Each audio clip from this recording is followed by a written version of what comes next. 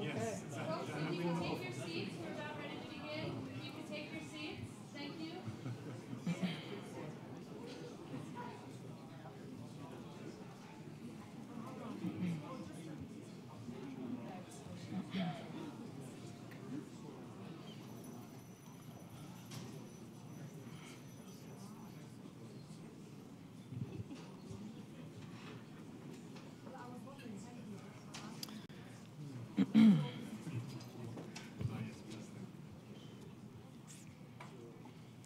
Good afternoon, ladies and gentlemen. My name is Erin Clancy. I am a career diplomat and special assistant to the Deputy Secretary of State. I'm here today as a recipient of the David T. McLaughlin Leadership Fund Scholarship for the 2017 Aspen Security Forum. I'm honored to introduce our next session, One State, Two State, where we will examine the prospects for peace between Israelis and the Palestinians under the Trump administration. We, of course, are reminded this week of the urgency of peace, as violent clashes in Jerusalem this week have resulted in the deaths of 3 Israelis and 6 Palestinians. Diplomatic tensions are also high, following Palestinian Authority President Mahmoud Abbas's decision to freeze all contacts with the Israeli government until it halts new security measures imposed around Al-Aqsa Mosque. Moderating our session this afternoon is Ken Dilanian. Ken covers national security in Washington for NBC News Investigative Unit, writing for the web, reporting for the nightly news, and regularly appearing on MSNBC. He previously wrote about intelligence and security for the Associated Press, the Los Angeles Times, USA Today, and the Philadelphia Inquirer, where he was a foreign correspondent covering the Iraq War. Ken graduated from Williams College in 1991 with a degree in political science and in history. Please join me in welcoming Ken and our distinguished panelists today.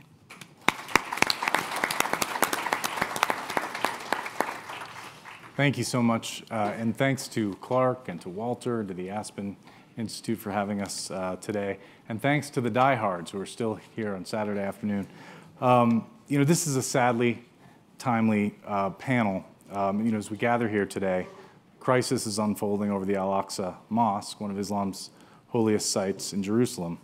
Palestinian President Mahmoud Abbas announced he was freezing relations with Israel yesterday. As we just heard, a number of people have been killed. At issue is a shooting rampage and a response by the Israelis to install metal detectors at the holy site. And I'm going to let our panel fill us in on the details and to talk about the implications. And also to get on to the main topic of our panel, which is, is the two-state solution dead? To break down this extraordinarily complex issue, I'm pleased to introduce my distinguished panel. To my right is Ned Walker, former ambassador to Israel and many other places. Natan Sachs, director of the Center for Middle East Policy at the Brookings Institution. Aaron David Miller, vice president for New Initiatives and distinguished scholar at the Woodrow Wilson International Center for Scholars. And Husam Zomlot, strategic affairs advisor to the president of the state of Palestine. Husam, can we begin with you, and can you try to explain to us what is happening right now with the mosque? Why are we seeing this violence? And then we'll throw it to the rest of the panel to talk about the implications. Can you allow me, Ken, before we go into that tragedy and sadness, to thank Clark and the Aspen Institute for this great opportunity of being part of this discussion and meeting almost everybody I needed to meet for 2 years, but only in 2 days. Thank you, Clark. And everybody, I have been newly appointed as the head of the PLO delegation to the US, so I needed all that time to meet all of you. So now you are all in one room. And thank you also for bringing me to this beautiful city of Aspen.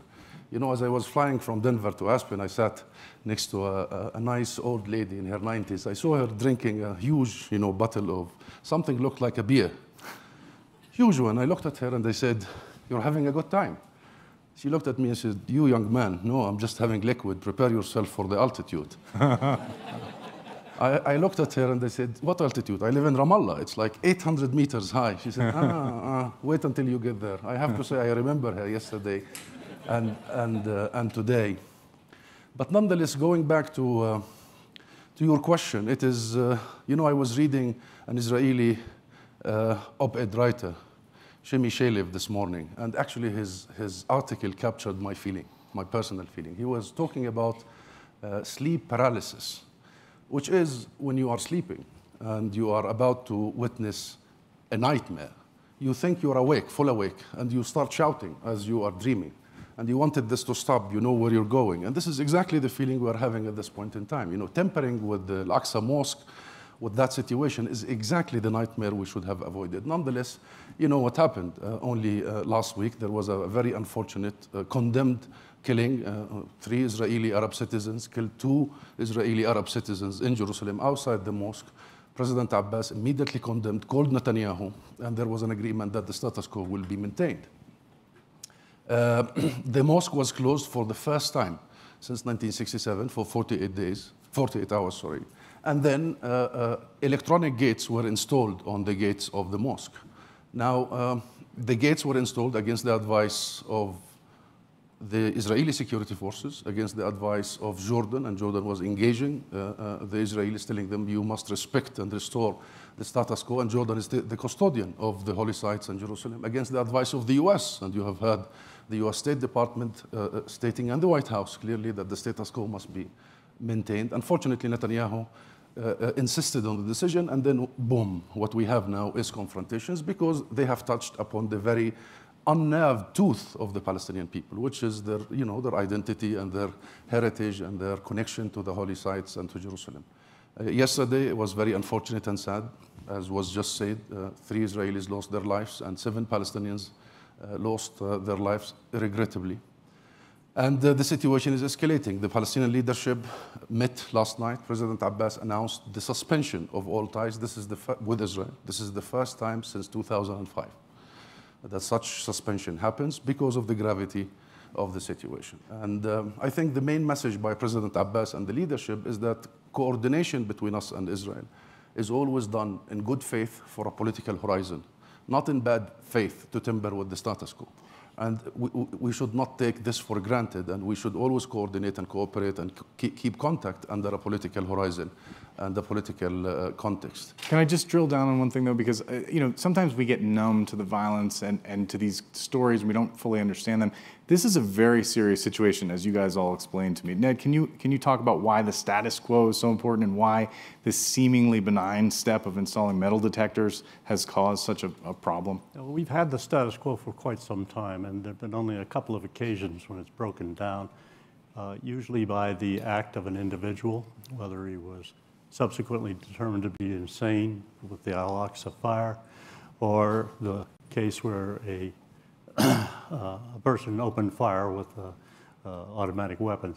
In each case, obviously the reaction was very severe, but it was tamped down by virtue of the responsibility of the governments and so on and far involved. Now, there has always been this basic problem of status quo. The basic status quo was an agreement reached years ago in which Israeli, or the Waqf, the Islamic Waqf, would be the administrator of the site, and the Israelis would have security control. Just to be clear, this is one of the holiest sites of Islam, right? And that is correct. That's why the status quo, that phrase, what does that mean? Well, the status quo means that you will keep the fact that the Islamic Waqf will manage the holy sites for the benefit of everybody. It'll be open. The agreement with Diane was that Jews would be allowed to pray in the holy sites, but not, they're allowed to visit as tourists, but not to pray.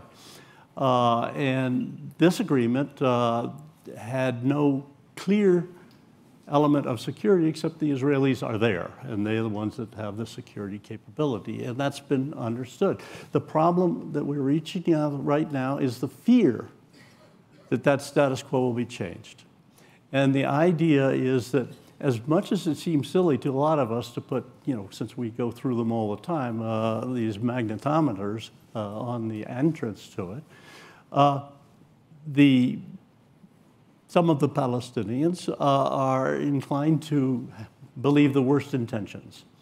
And that indeed this is just the first step. And the next thing you know, there's going to be a check on individuals coming in, who's here and who's so. And so we have always been able to manage this with our own help and with others' help by sticking strictly with the status quo. This changed the status quo. And Natan, and then Aaron, why did Netanyahu do what he did, and what are the implications? Well, I'm a Jerusalemite myself, and I have to say there's sort of 2 points I take away from it. The first is that reason and rationality seem to always stop at the entrance to my hometown. If it sounds absurd to you that security measures like metal detectors in the entrance to a very volatile site right after a deadly attack, that would spark opposition. If that sounds absurd to you, it's because it's absurd. The problem is that we see this in Jerusalem time again. So for example, status quo in Jerusalem, it's not just Jews and Muslims, by the way. If you look at the Church of the Holy Sepulchre, if you go in, look up to the right, there's a ladder there that's been there since the 18th century. It cannot be moved because of a status quo between the different churches of Christianity and who exactly has the right to control that little ledge on which that ladder sits. This is Jerusalem. It's the beauty, but it's also the terror of it. But it's not just irrationality. It's also responsibility, the political responsibility that comes from that. And so when, for example, tempers flare over these things, the question is, what do political leaders do over this? For years, people have been motivated around Haram al-Sharif, the area in which Al-Aqsa Mosque sits, known in Hebrew as Temple Mount or Har Bayt. And for both sides, this is extremely emotive, touching on religious core beliefs. It mixes the national conflict with the religious aspect to it, which I think is the most dangerous aspect of this whole thing. And there's also a lot of people who make enormous political mileage off of it. The Second Intifada, the bloodiest time of the last few decades, was called the Al-Aqsa Intifada by the Palestinian leadership, in part using this. This decision by Netanyahu also has a lot to do with domestic Israeli politics. As Husam said, it was against the advice of at least several of the Israeli security forces, not the police. And they decided to go with it anyway, in part because appearing to be weak and not going for metal detectors, when security is the Israeli responsibility, that would seem absurd. And so we have this very dangerous powder keg. It's sort of the powder keg of all powder kegs, usually the example that's given in international relations. But the response to that, to my mind, is not to throw one's hands up, but to take serious political responsibility. That means not using it for political purposes, and that's true not just of Israelis and Palestinians, but of many in the region who have used this opportunity. Mahmoud Abbas is not one of them, actually. He was the one who immediately condemned this attack. Very few others in the region did. And there was actually an attack. That is how this whole thing started. It's worth remembering. And to calm the situation down. I suspect, I hope that the decision on the metal detectors will be reversed. But it's worth remembering, even if it's reversed and something else is done, in any constellation, in any point of view, even if Israel is an occupier in this territory, security is its responsibility. It is the responsibility of an occupying force. Of course, Israel does not consider itself an occupier. Well, I got to let Aaron jump in here and tell me about what are the implications, where is this going, and how is this a microcosm for the entire subject of our program? Right, first let me say it's an honor to be at Aspen and to be sitting here with Natan, with Ned, Ken with you, and Husam with you too.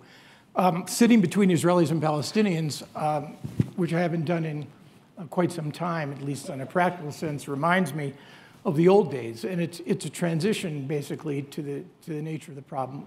This won't be the first time that proximity, passion, and politics, which are the 3 Ps, the 3 key ingredients which create combustion, in one of the most fraught and sensitive components of the Israeli-Palestinian problem. We saw this in 1990. We saw it again, sadly, at the end of September, a month or so after Camp David, with Ariel Sharon's visit to Haram al-Sharif, Temple Mount. And we're going to see it again. And the real question, it seems to me, is when you talk about status quo, you're not talking about status quo just on the Mount. I mean, mags on the Mount do constitute, and the response would seem rational and logical. Why not put mags at the 2 main entrances to Haram al-Sharif, Temple Mount? After all, 3 Israeli Arabs with an accomplice smuggled in automatic weapons, home-produced, hid them in the mosque. There was a transfer. So why not put mags in there? Well, mags become a symbol of control. Mags become a symbol of constriction of Palestinian rights. And I think in a world where, and I said this to somebody the other day, If you're looking for logic and rationale, Switzerland would be a better model and a place to be. I remember, my final point, maybe a transition to negotiations. I remember at the Camp David Summit in July of 2000, by the way, I'll remind myself and everybody else here, that 17 years ago, this week, Ehud Barak, Yasser Arafat, and William Jefferson Clinton met at what I would argue was the only, well, a unique effort to go for the quote-unquote ultimate deal. Three empowered leaders. Bill Clinton, who cared more about this issue than probably any of his predecessors. Yasser Arafat, a man, complicated man, but with great authority and legitimacy to make compromises if he wanted to. And an Israeli prime minister who was clearly risk-ready and interested in an ultimate deal, although unwilling to close it, it would seem to me. The eighth day of that summit, discussion turned to Jerusalem. I raise this only because to demonstrate the whole issue of rationality and logic when it comes to competing Israeli and Palestinian and Muslim and Jewish claims to Haram HaSharif, Temple Mount, Har HaBayit, Haram HaSharif. It is overlapping sacred space. Overlapping sacred space in a tiny area. Below lies the remains of both of the Jewish temples. Above lies not two mosques, the Dome of the Rock and Al-Aqsa, sacred, with tremendous residence to Muslims. Billions of individuals, including Jews and in other parts of the city, Christians, will never set foot in Jerusalem. And yet it's an evocative symbol. We tried on that eighth day to offer any number of fixes to Mr. Barak and Mr. Arafat. We tried sovereignty above ground. Let the Palestinians control the mosques. Sovereignty below ground to the Israelis. No excavation, no digging. Jews are forbidden to set foot on the Temple Mount lest they tread on the Holy of Holies. And since no one knows precisely where that is, you build a wall around the law to ensure that nobody violates it. Okay, Aaron, let's... And as a consequence, my only point is, Jerusalem represents why the status quo is so fraught, and it also represents why it's so fundamentally difficult to try and change. And now that we've established that, let's talk about a hopeful sign. Last week, Israel and the Palestinian Authority announced an agreement that will provide millions of cubic meters of drinking water to the Palestinians from a desalinization process. I guess you guys tell me this deal has been in the works for some time, but it was finalized by Donald Trump's envoy, Jason Greenblatt, who hailed it as a harbinger of things to come. So, Husam, who is Jason Greenblatt, and what is the Trump administration doing right now to try to make peace? And be very careful. And be what? Very careful with what you say. Before I answer your question, because it's crucial that we do not depict the situation purely from the security prism.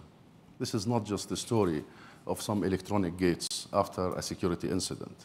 This has historic background. And, Israel is not an innocent player in this whole situation. Netanyahu isn't. And let me start by saying that Netanyahu has already decided to ally himself with two groups in Israel. The first are the non-solutionists, the settler movement, who don't want any solution. And I can quote you many of them in his cabinet, non-solutionists. The second are the Armageddonists, those who believe in the Armageddon and the religious, and Natan can quote you so many of them. And much of his actions are because of his alliance with these two groups. For the last 10 years, there have been serious threats by the Palestinian public. They are seeing the change of the status quo, starting by the Israeli police getting inside the mosque and preventing hundreds of thousands of Palestinians from the right of worship. Many, many days of the week, they would come up with less than 45 years old are out, more than 45 years old, and you know that. And then in this 10 years, excification happened, the digging underneath, which really worries the Palestinian public. Thirdly, it's the issue of all these extreme groups coming in, not for visit, as the agreement, historic. By the way, this status quo was established during the Ottoman Empire, 1851. The ladder Natan referred to, it's very sacred to people's heart. And we are talking about a mosque. Ken, we are talking about a mosque. And the mosque is a place for worship for Muslims. There are quarters for the Christians. There is the Jewish quarter, okay? There is the Wailing Wall, the Western Wall. Things have been arranged, and short of reaching a political settlement, the best is to keep it so you don't tamper with people's emotions. But Netanyahu is doing this, not innocently. He wants to provoke because of your question, because he does not want to heed the Trump call. He feels that there is a political wave coming his way. And the best tactic, this is something we have lived for 17 years. First, distractions. So all what we hear from Netanyahu is incitement, that the Palestinian leader incite our payments to prisoners. Second is the issue of exporting the whole thing outside. So it's Iran the risk and the threat, not the Palestinians. And thirdly, and the most common used, provocations. So they provoke the Palestinians via these metal detectors to go into confrontations to avert the Jason Greenblatt event. Coming to Jason. About Jason Greenblatt. Coming to Jason. It's crucial that I explain this situation, because it's unfair that we Palestinians have put our skin in this for 25 years, and Aaron knows this, trying to build the infrastructure for a final agreement. Anyway, President Trump calls my president in March this year. I was standing next by the president. At that time, I was his advisor before I was sent to the US. President Trump asked my president, he said, "Are you in for a deal?" And my president immediately responded, "I am, and I have everything ready for a deal. I have a vision.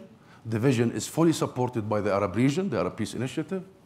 Israeli flag will fly in 57 countries should this vision be implemented. I have international consensus. We just had a UN Security Council resolution.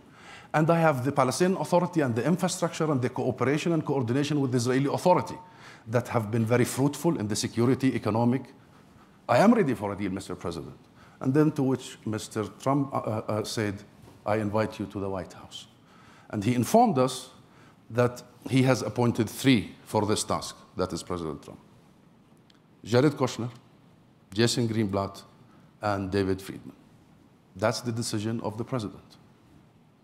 We did visit the White House, and what we heard was absolutely thrilling, exciting, renewing, because the US president has told us what we always wanted to hear and what we always believed to be the real way forward. First, that he is personally interested in this. He believes he can do it. He thinks it's possible, because he's always after the impossible deals, and he thinks he can do the ultimate deal. And you know what? It's good to have a president early on interested in resolving. We should celebrate. We should be happy. Second, he told us in the meeting in the White House that he is not after meal peace deals. He's after final package. Exactly what should happen. This is exactly where we should be thinking. A final package, discussing the final issues, as opposed to being lost in the details.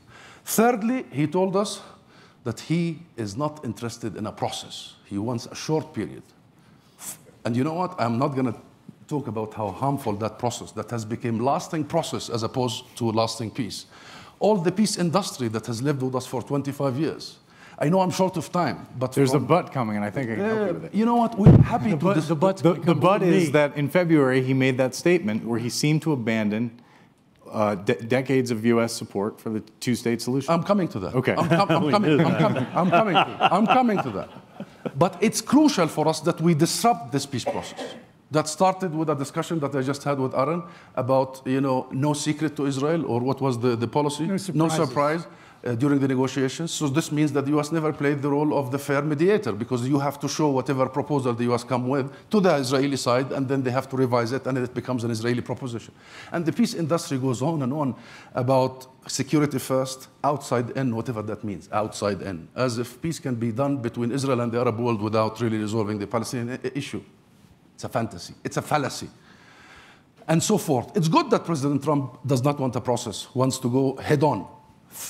Fourthly, he said, "I want to be the arbitrator." And here you go. We want him to be the arbitrator. We want the U.S. to be the arbitrator. We want the U.S. to play the role of the fair mediator in this, as opposed to presenting the Israeli proposals all the time. Then he dispatches his team. We have been engaging his team. His team has managed to travel to the region several times. I have met his team several times in the White House. We have been engaging. I cannot tell you what his team tells us. It's too early. They have to come up with their own vision. They will, hopefully, inshallah. But I can tell you what we told the team. What we told them is, it's crucial that the starting point is that we all recognize the final destination. We cannot start a journey without knowing where we're going. Even though the Brits say, I'm on my way, I don't know where I'm going, but I'm on my way. But in this regard, the two-state solution is our destination. We told the team, we want to be sure that we are talking about the two-state solution, because we have tried, all the other forms, and it took us 70 years. Let's not start from point zero.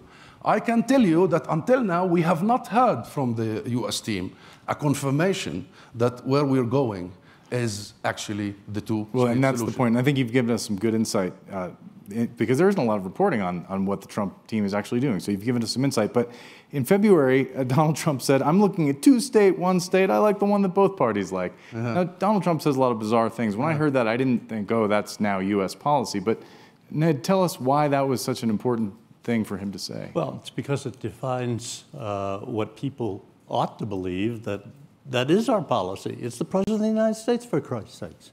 So if he says something, people tend to believe it, and particularly in other parts of the world. And if you start talking about, well, it doesn't matter whether it's one state, two states, or something, then all of this period that we've been talking about, that we have worked very hard on for years, and we have made progress, whether we like it or not, goes down the drain. And suddenly, the Palestinians have absolutely no hope for the future, because their only hope is if the United States is a free and fair arbitrator of this process. And believe me, some of my conversation with Palestinians over the years, they don't always believe that. But Natan, so has the United States abandoned its support for a two-state solution, do you believe? In practice, I think this is one of the areas where this administration is actually the most conventional. If you think of all the other areas, we've heard a lot in these past 3 days.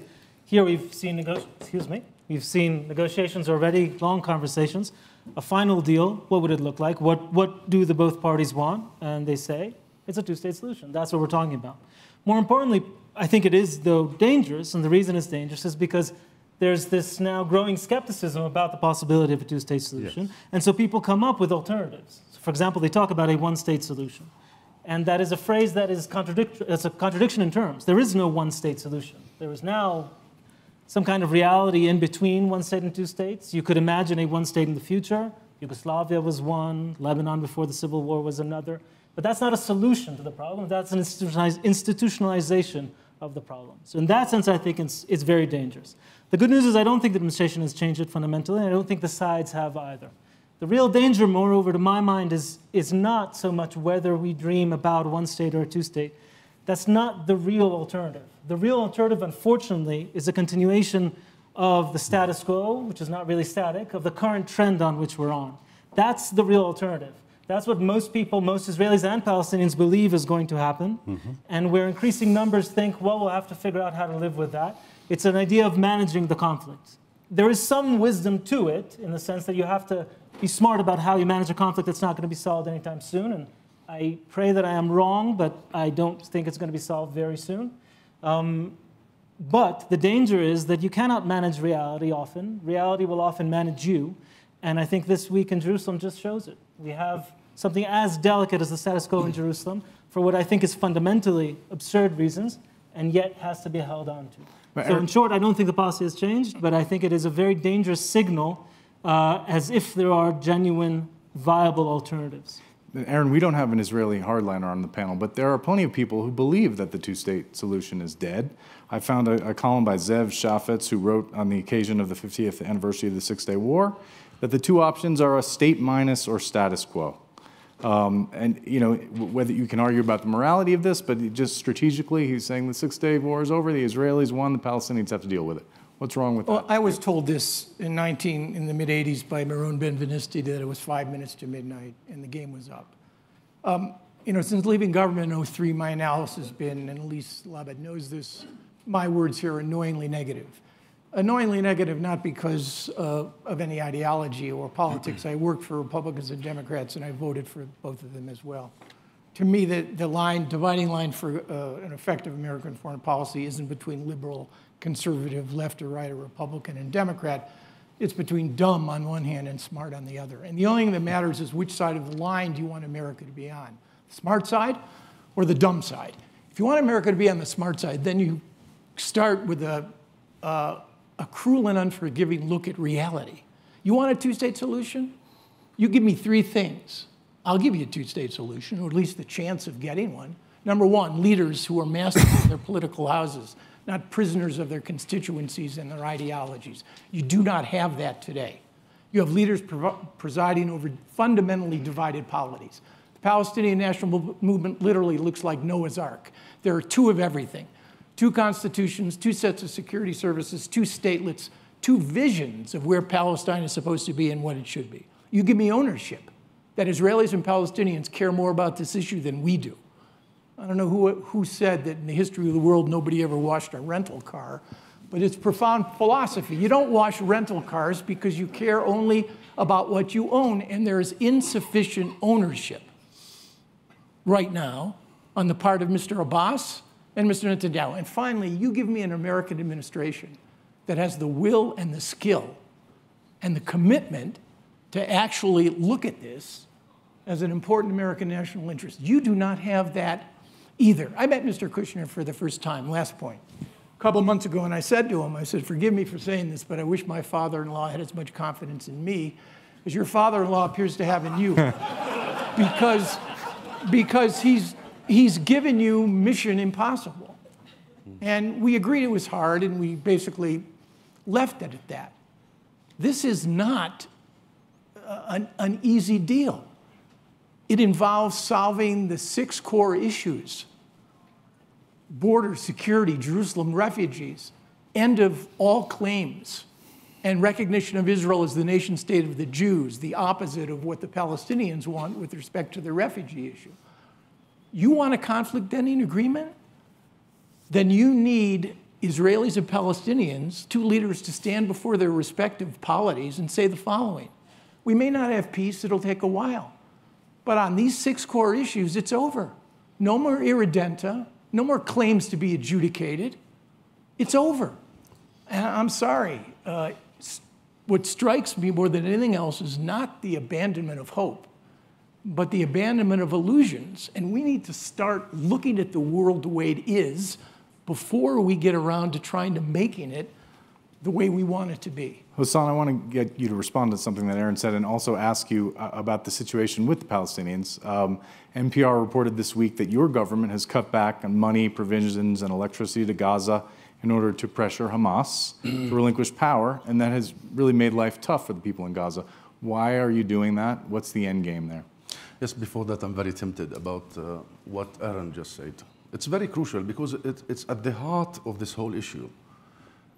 Can the 2 sides sort it on their own, or they need a third party? And you know what? Israel-Palestine has been made the exception for all these years. We are the only exception to the rule because every other conflict, historically, has only been solved via the intervention of a third party. Because by definition, conflicts are asymmetric. So if they are capable to resolve it, there would not have been a conflict in the first place. And I can name you so many, from North Ireland to East Timor to South Africa to everywhere. To the US role in resolving the Egyptian-Israeli and the Camp David I agreement. And we are always made the exception in every sphere. So if we, the Palestinians, go to the UN, we are not supposed to use the UN for that reason. It becomes diplomatic terrorism. By the way, this is an Israeli term for our UN work. If we attempt to use international legal system, we are the exception. Only the 2 sides can resolve it, i.e., leave the wolf with the lamb and they will solve it. There are no lambs left in the lamb, nothing left. And there are the following 3 possibilities ahead of us. Let us be clear, Aaron. The first is a real fair mediator. That is Mr. Trump. The first is a third party that come and say, here it is, that gives pain, equal pain to the 2 sides and equal pleasure to the 2 sides.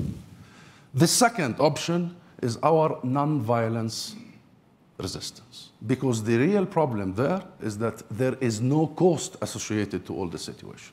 The Israeli society in Tel Aviv has no sense of crisis. And we, the one you complain about, Aaron, are the last remaining secular, liberal movement in the entire region. And we propagate nonviolence, and I think we have been so successful recently in that. It has been a long journey. The last, if we fail to get Washington to intervene, we have to allow New York to intervene. If bilateralism does not work, trilateralism, US, Israel, Palestine does not work, then perhaps it's about time that we give a chance to the multilateral track. You know, multilateralism did work everywhere else. Let's give New York a chance, the UN a chance. And we just had a UN Security Council resolution. And there is a last, but most important to my heart, aspect of this, the bilateral relationship between Palestine and the US. That has to be taken out of the context of this trilateral relationship, US, Palestine, Israel, and the peacemaking. We stand on our own, and you have to make up your mind, America. Are we your partners? Are we the partners you want to deal with? And all what we hear about in the Congress, you know, there are all these acts against the Palestinian Authority now. Who are we exactly? I'll give you one line, and then I'll end here. In the last 2 days, I've met the leaders of the US, you know, political and security establishments and the Congress. And many of them told me, you know, Director Pompeo joked with me and he said, I should pay taxes in Ramallah because he visits Ramallah so much. Such is the partnership between us. Such is the work that has been done. And sometimes the decision has to be made. If we are the partners, the real partners on the ground and in many spheres, then the US has to make up also its mind. Because I think we have made up our mind in 1988. Final. Our mind is the full recognition of the State of Israel on 1967 borders. Our mind is a negotiated two-state settlement. Our mind is, until we get there, non-violent means. But apparently the US is not and have not yet decided on how to deal with this issue. And so far, it has been always gauging the Israeli public opinion and the Israeli official side and trying to sort of craft its way in that direction. We hope the new administration will provide a different dynamic. Gaza, I was born in Gaza, I lived in Gaza most of my life. What is happening is horrific, unacceptable by any standard. Gaza has been under such situation not only in the last 2 months or 1 month as you refer to, but for the last 2-3 decades, particularly the last 10 years. Ever since Hamas took over, Gaza has been under blockade with all the humanitarian catastrophe that has followed. The situation there and what President Abbas has decided to do over the last few weeks has to do with Hamas, not the Gaza and the people of Gaza. President Abbas has decided to declare war against the division. That's the bottom line. President Abbas does not want to fund the division, does not want to keep the status quo. And I think it's about time, and if you follow his speech yesterday, last night, when he announced the suspension of contacts, he also called Hamas to end this division and to call for national elections, and overall elections that will allow the Palestinian people to decide. If we pride ourselves with anything, the Palestinian national movement that we still hold, the PLO still seen by the most Palestinians to be, by all Palestinians actually, to be the sole legitimate representative. If we pride ourselves with anything, it's our democratic values, and we are one of the few in the region.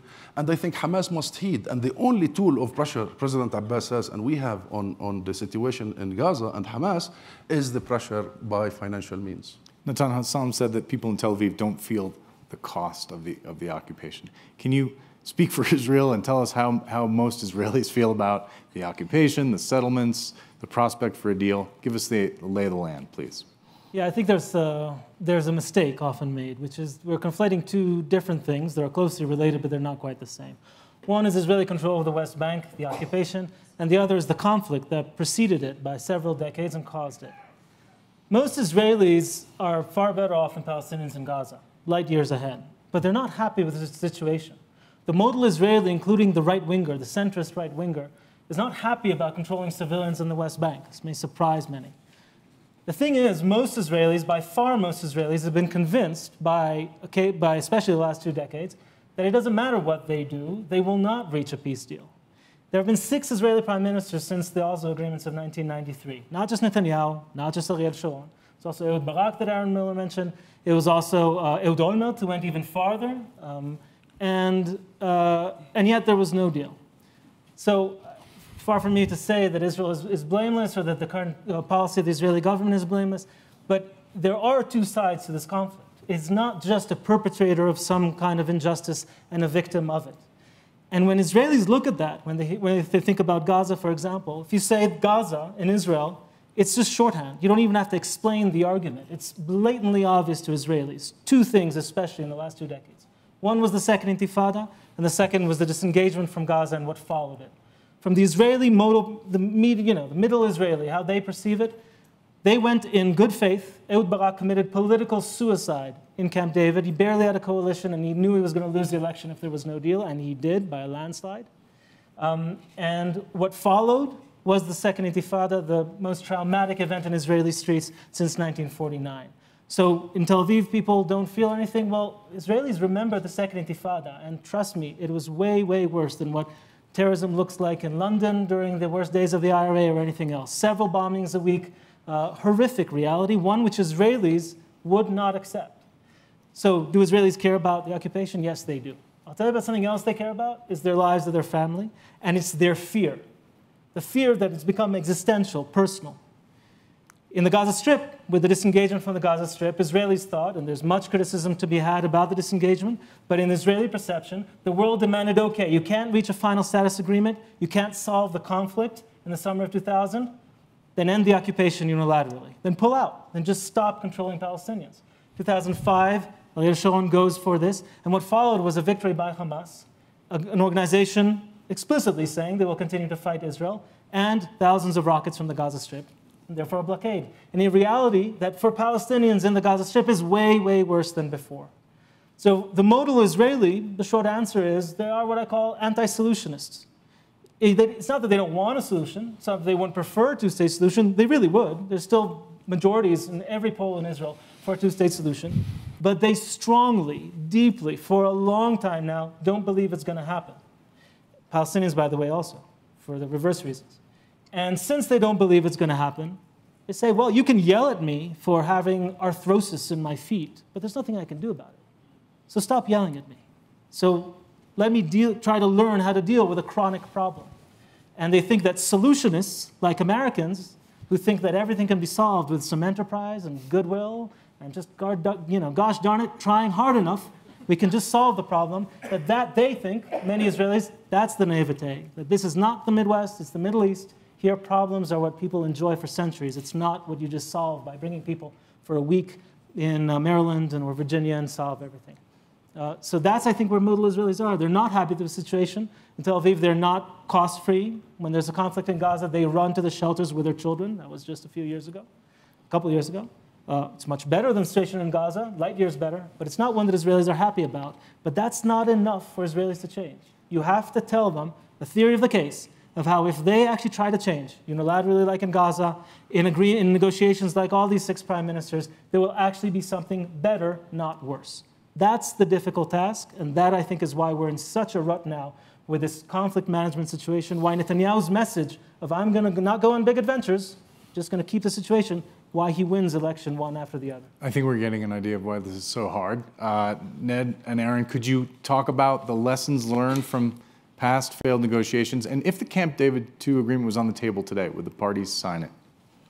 No, in large part because Arafat is the weakest participant in the summit, knowing that Barak needed an agreement, having just failed to conclude one with Hafiz Assad in Geneva, realized that there was asymmetric urgency. He had no reason to make a deal. He pocketed most of Barak's risk readiness and figured that Barak would come for more. And the reality is, even under the violence that was triggered on Haram al-Sharif, Har HaBayit, and the Second Intifada, in December of 2000, we put on the table, we read to Palestinians and Israelis the Clinton parameters. I've never seen grown men write so quickly. A much improved offer from what Barak had offered at Camp David. Arafat could not accept it. We have no way to prove this, but I suspect he had been in touch, at least in his own mind, with the fact that you had a new president, a Bush, and when the name Bush came up, it was somehow associated, rightly in part, but wrongly in the main. Bush 41 and Jim Baker were extraordinarily positive forces for Israel. He figured he'd get a better deal, and he wouldn't make a decision. So no, Abbas could not accept what was on the table at Camp David, and Benjamin Netanyahu, who does not fashion himself. Let's be very clear about something. Don't give people tests they cannot possibly pass. I am not I think Netanyahu makes very bad decisions strategically for the state of Israel. But his view of himself is not to be the agent of delivery to return the state of Israel to something akin to June 67 borders, or to create a new reality in Jerusalem. That's not the way he views himself. And next year he will become the longest governing prime minister in the history of the state of Israel, surpassing Israel's greatest prime minister, David Ben-Gurion. He's not a speed bump. The guy has demonstrated a certain constancy and has defeated, in one way or another, every constellation of challengers. So no, the bottom line, I think, is very clear.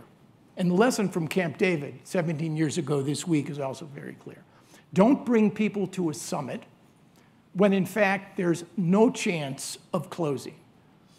And don't bring an American president to a summit unless that president is prepared to do what is required to narrow those gaps, maybe not succeed in one round, but then come back again. And I think, and I hope, despite your faith in Mr. Trump, that he understands, and so does Mr. Kushner, the risks of failing. One last point. When we went to Camp David, Bill Clinton we briefed the president twice.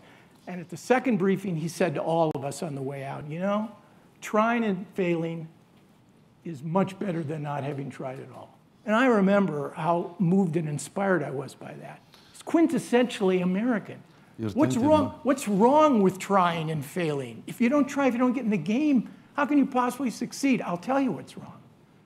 Failing carries a cost. Trying and failing is an appropriate slogan for the University of Michigan football team. It is not a substitute for the most consequential power on earth, because failure costs.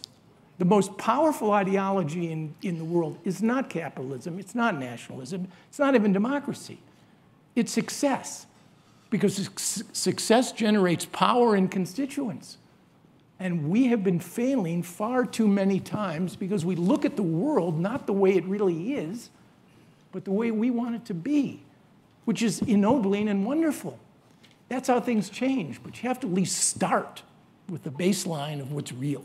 Ned, what lessons do you draw from your many years negotiating this? The lessons in this particular case is we went to Camp David in a hurry. We weren't properly prepared for it. We had promised Arafat that he wouldn't be blamed if it failed. Well, my God, you don't do that with a party to the process. It immediately gives him a get-out-of-jail-free card. And then we turned around and blamed him. So we made a lot of mistakes. There was a lot of pressure because Barack was trying to be reelected. There was pressure on him, and the president was ending his tenure. So he wanted to get a deal. But you can't rush these things. And, you know, we've talked about some of the problems here.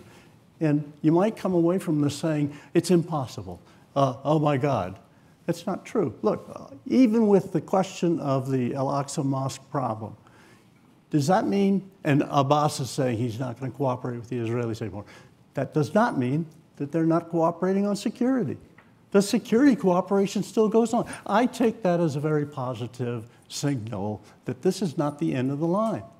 And we've got a long way to go, yes, because from my perspective, I came out of the Y negotiations put in charge of trying to help the sides do away with incitement. Well, incitement is a problem, and it does make it harder to come to agreement. There's a lot of things that can be done, though, both to prepare for the next round, whatever it might be, but also to plan for the next round. We're getting close to the end of our time, so I'd like to throw it out to the audience for some questions. There are microphones, and if you could, are there microphones?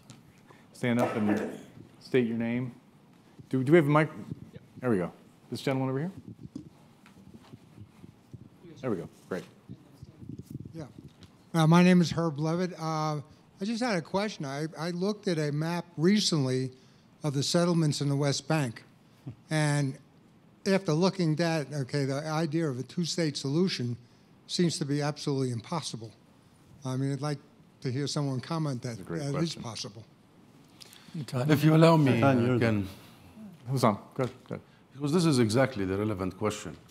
The relevant question is there really a sufficient collective decision in the side of Israel to go for the two-state solution? Plus minus, as we know it. We all know the solution. And this question is the exact question. Only the last week, Israel has announced the building of another 8,200 units. How many settlers are there total? Total 650,000 now. And we started the Oslo peace process in 1993. It includes East Jerusalem. That is included. Yeah, that includes, yes, of course, it includes East Jerusalem. We do include East Jerusalem in the occupied territories, so does the US and the rest of the world. Right. We started the peace process with 125,000 settlers, and then 20 years later, during the peacemaking that Aaron was talking about, we ended up with 650,000, and the number is soaring to reach 1 million very soon. That's the pledge of Mr. Netanyahu. And this is the equation, sir. I'm going to give you an American sort of example. If you and I decide to share a piece of pizza, and then I start eating it while we're talking, then I'm not serious. I'm not serious. and you know what? How funny it is. It's dark and it is dramatic, and it is really heartbreaking that people on the ground see this reality that you've just asked about. I have 2 points to this. First is about what the whole discussion about the Israeli society caring. Of course, the Israeli society, like all other societies, they are not exceptional. They want peace. I'm sure if you ask them, 70% say, they are for the two-state solution. But if you ask them a second question, do you want it now? They are not as, in a sense of urgency as we are. Why? Because, okay, sporadically there are issues. But the truth is, my friend, the truth is, the per capita income in Israel is $40,000. In the West Bank, it's $2,800. In Gaza, it's $1,400. And there is only half an hour from a city to a city. You know the water consumption per year, globally, the poverty rate, is 50 liters per person per day. In theEst Bank, it's 60. But let's try to answer his question, which is it still possible? I'm sorry. How do we deal with that? This is the heart of it. Forget about politics and ideology. This is the heart of it. When the Israeli average person consume our water, our own water in the West Bank, 300 per person per day. The settlers, 365. This is the UN statistics. And then they sell us water, you just mentioned the water agreement, at higher prices than the international market. This is the occupation, and this is the reality. The reality is not just about what form of an agreement we're going to get to. The reality is this confrontation that we just mentioned last 2 days is about the rules of engagement and respecting people's lives. Firing live bullets on the bodies of teenagers without any calculation is what spiraled. Okay, but we need to answer this gentleman's question, which is how does the deal work? Yes or no? The answer how does the deal work with all these? It's not too late. It's not too late. I'll tell you one thing. So how does it work? I'll tell you how it works. It's very simple. And by the way, you know what? The Palestinian-Israeli issue, in my opinion, is way less complicated than the Syrian situation or the Iraqi situation or any other situation. Because we don't have the ethnic issues and the 14 groups against each other. It's a very straightforward line. There is a global consensus that the two-state solution, the 1967 borders, is the line. We have accepted it collectively in the Palestine National Council. Yes, Arafat. We have recognized Israel. We have gone into a journey of abandoning the one-state solution that we started our revolution with. Right, Aaron? One democratic state. But we knew all these years that that was a non-starter for Israel. And we think that reaching that solution requires a fair third party. Now, so long as you leave this asymmetric situation, and so long you leave it to the balance of power, the equation is this. The Israeli center-left will always start with, or the starting point is ours, and what is yours is negotiable. And we have lived that all along. And by the way, I'm sorry, Aaron, the narrative you have just outlined about the Camp David is not what we know and is not what we have experienced. And blaming Yasser Arafat for it is unfair. But this is for another discussion. I'm not going to go into it at this point in time. I'm not going to go in. And you know what? This is exactly what I meant by the US mediation and being separated from the Israeli narrative. The second and the most crucial point here is that the center-right and the center-right are way more honest, Ken, and way more straightforward than the center-left in Israel. What is mine, and what is yours is also mine. And you know what? This is the equation. How do you deal with it? Either we negotiate, and we have negotiated for 25 years, and the third party that could not deliver, or we go into nonviolent means, the United Nations. But I think what he's getting at is how many settlers have to be displaced? Bloodlessly raising the cost of occupation. In the Congress now, there is a bill, there is an act against the boycott campaigns. So what are we supposed to do exactly? Passionately, I'm saying. How many settlements have to be removed? What are we? No. How does the map work? Natan. It's not good. The map you've seen and the reality you see if you drive is not auspicious for a two-state solution. I don't think it's dead.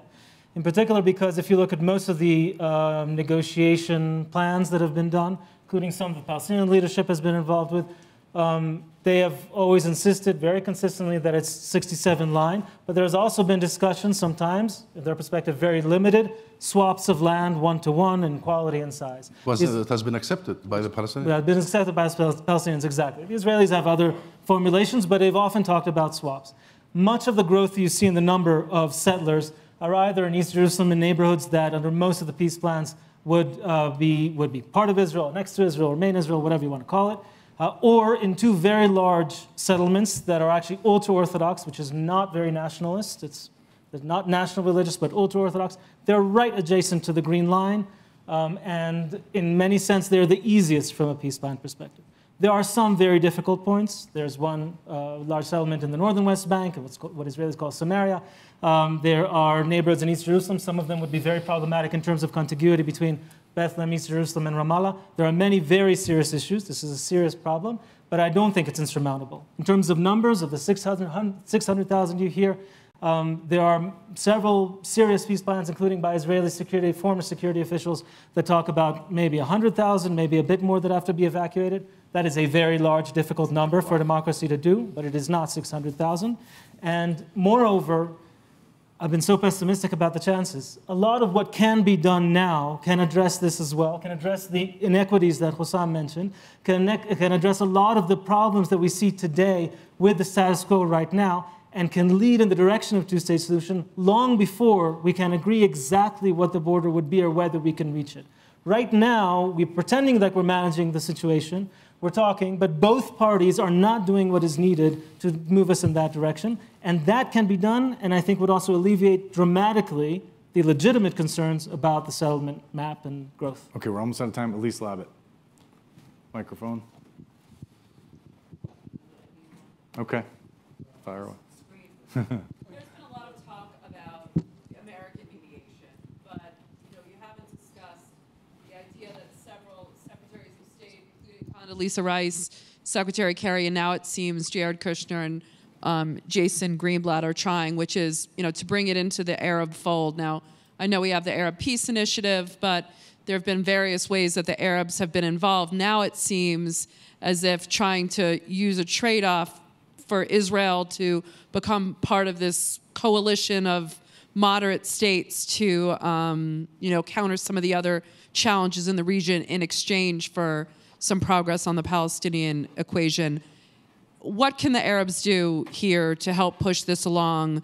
I think that there's been, an over-reliance on the U.S. as the sole mediator, but especially with the lack of experience of this administration, I'm wondering if they have a greater role to play. Ned, you have some insight into that. I went around the Arab League after the collapse of Camp David and talked to the leaders in each of 17 countries.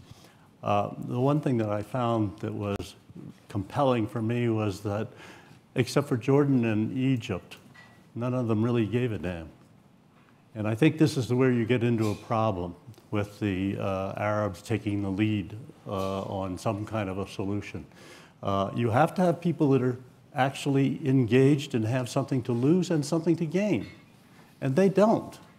I mean, I went to Tunisia, and the only thing he was worried about was the press coverage in Paris.